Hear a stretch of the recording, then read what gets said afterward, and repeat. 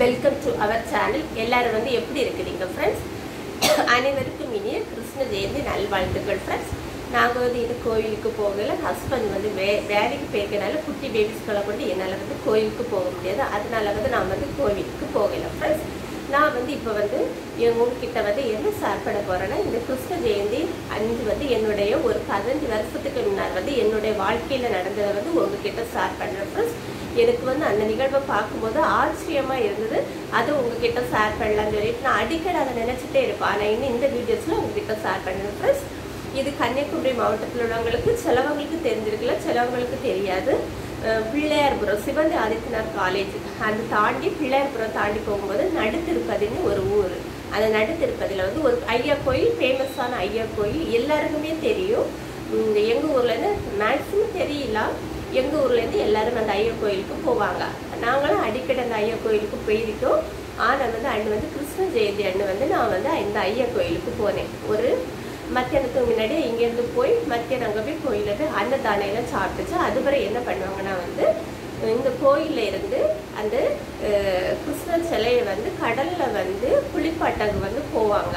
அந்த அப்போ வந்து ஒரு 2 மணி ஒரு 3 மணி வாக்கில் போவாங்க. அந்த ஐயர் கோயிலேருந்து அந்த கடல் வந்து தூரம் எல்லா இடத்துலையுமே வந்து மேக்சிமம் வந்து முட்டபதியில் வந்து ஐயர் கோயில் பக்கத்தில் கடல் இருக்கும், துவாரகபதியில் ஐயர் கோயில் பக்கத்தில் கடல் இருக்கும். சாமி தோப்பில் இல்லை, வேறு இடம் நான் போயிட்டு கிடையாது.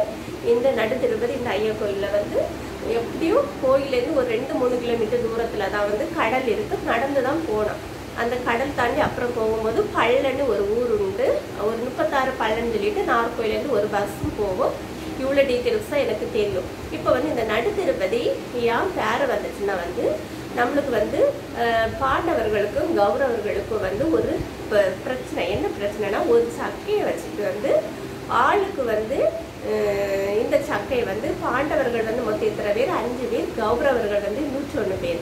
அப்போ வந்து இவங்களுக்கு வந்து பாண்டவர்கள் 2 பேருக்குமே பாதி பாதி வேணும்னு சொல்லிட்டு ஒரே சண்டை எடுத்து சக்கையை வச்சு சண்டை போடும்போது வந்து அந்த யார் அதை வந்து தீர்ப்பு தீர்த்தான்னு தெரியாது.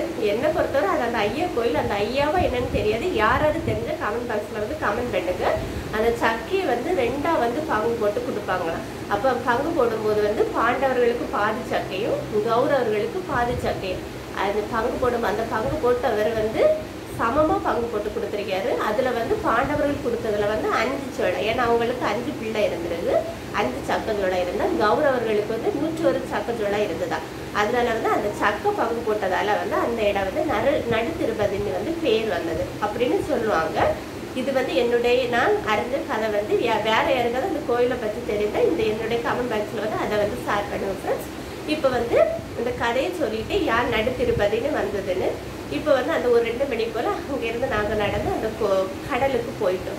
கடலில் போய் அலை வந்து நார்மலாக அடிச்சுட்டே இருந்தது. வந்து அந்த கிருஷ்ண சிலையை அந்த கடலில் முக்குனதோ குளிப்பாட்டினதோ வந்து அந்த கடல் அலை வந்து பொங்கி நிறைய உயரத்துக்கு பொங்கி நல்ல உயரத்தில் பொங்கி வந்து அந்த எல்லாரோடைய அந்த சிலை நனையதக்கில் வந்து பெருசாக கடலெல்லாம் பொங்கி வந்து அந்த சிலையை நினச்சிட்டு போச்சுது.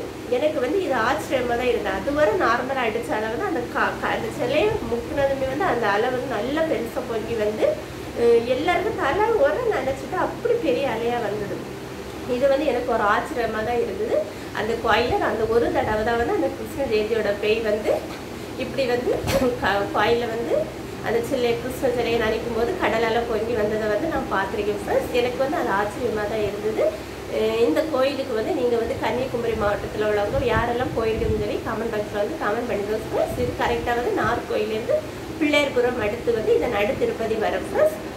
இதை தான் என்னுடைய கிருஷ்ண ஜெயந்தியில் வந்து நான் உங்ககிட்ட ஷேர் பண்ணுறேன் ஃப்ரெண்ட்ஸ். நீங்கள் வந்து இந்த கிருஷ்ண ஜெயந்தி நாளில் வந்து கோயிலுக்கு போய் கடவுள் அருளை பெற்று எல்லா செல்வமும் பெற்று குழந்தைகளுக்காக வந்து நீங்கள் வந்து காத்திருக்கவங்களுக்கு வந்து குழந்தை பேரு கிடைத்து எல்லா அருளை வந்து கிருஷ்ணர் வந்து கிருஷ்ண பகவான் ஸ்ரீ ராமகிருஷ்ண பகவான் வந்து உங்களுக்கு தருவார்னு சொல்லிட்டு நான் வந்து உங்ககிட்ட வந்து இந்த வீடியோஸில் வந்து ஷேர் பண்ணேன் ஃப்ரெண்ட்ஸ்.